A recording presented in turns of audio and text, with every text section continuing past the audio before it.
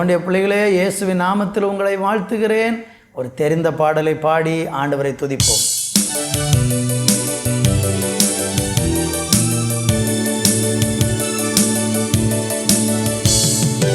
அள்ள அள்ள குறையாத அன்பு, ருசிக்க ருசிக்க தேவிட்டாத அன்பு, சொல்ல சொல்ல முடியாத அன்பு, இயேசுவின் இணையில்லாத அன்பு, என் இயேசுவின் இணையில்லாத அன்பு, பேரு சொல்லி அழைத்த அன்பு, என்னை உயர்த்தி வைத்த உன்னத அன்பு,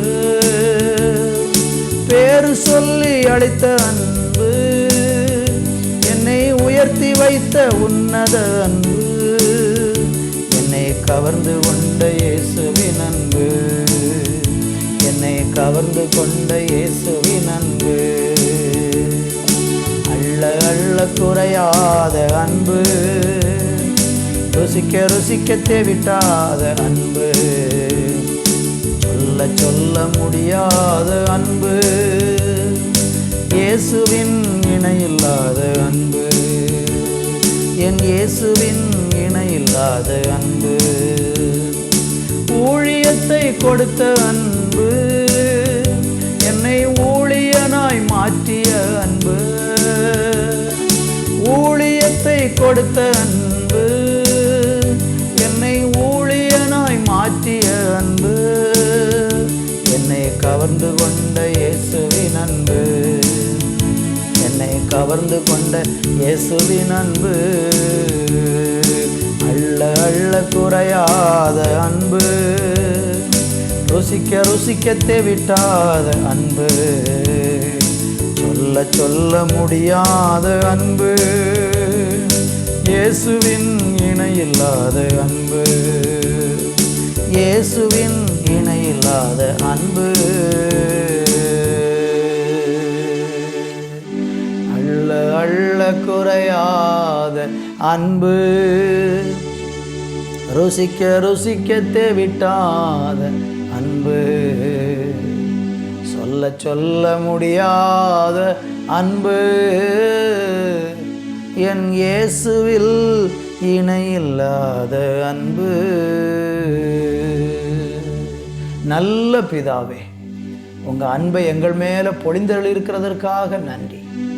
ரோமர் 5ஆம் அதிகாரம் 5வது வசனத்தில் படிக்கும் பொழுது, தேவன் தம்முடைய அன்பை எங்களுக்குள்ளே ஊற்றியிருக்கிறீர் என்று வேதம் சொல்லுகிறார். நீர் எங்கள் உள்ளத்தில் ஊற்றியிருக்கிற அந்த மேலான அன்புக்காக நன்றி. ஸ்தோத்திரங்களையும் துதிகளையும் தேவனுக்கு செலுத்துகிறோம். தொடர்ந்து பெரிய காரியங்களை செய்யும் இயேசுவின் நாமத்தில் பிதாவே, ஆமேன் ஆமேன்.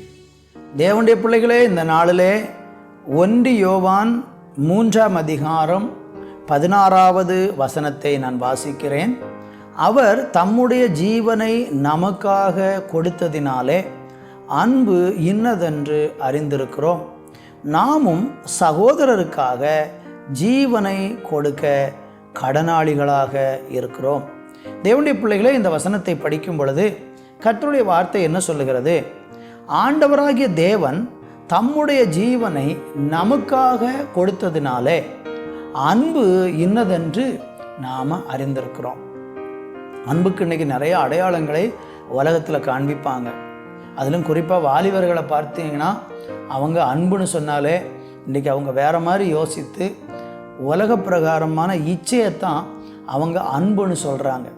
காதலிக்கிற காதலர்களையெல்லாம் நீங்கள் பார்த்தீங்கன்னா, அவங்க அன்பு என்று சொன்னாலே அதை வேறு மாதிரி யோசித்து அதை ஒரு அசுத்தமான அருவருப்பான காரியத்திற்கு அதை அவங்க பயன்படுத்தி கொண்டிருக்கிறாங்க.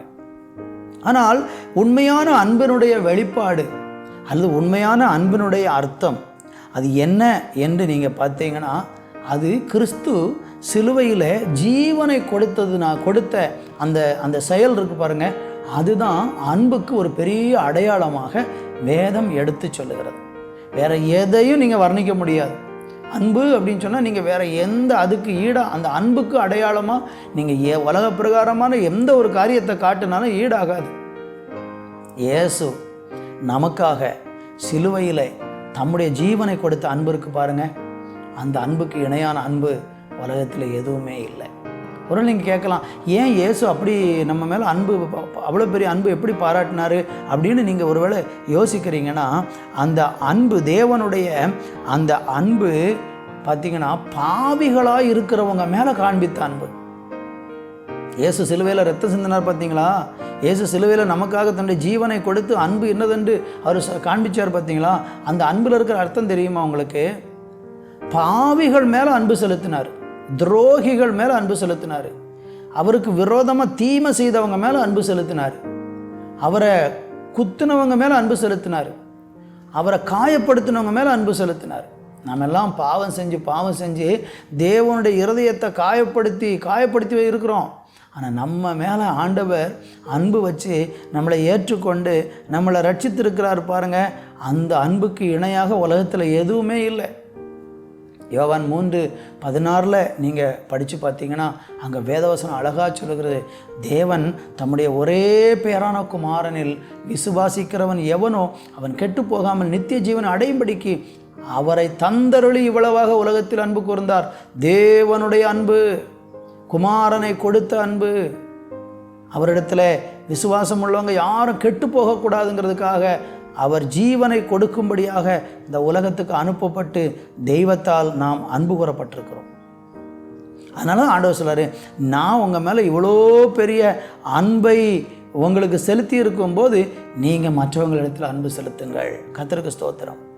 நீங்கள் அதே 1 யோவானில் 4:11 சொல்லுவது, பிரியமானவர்களே, தேவன் இவ்விதமாய் நம்மிடத்தில் அன்பு கூர்ந்திருக்க நாமும் ஒருவரிடத்தில் ஒருவர் அன்பு கூற கடனாளிகளாக இருக்கிறோம்.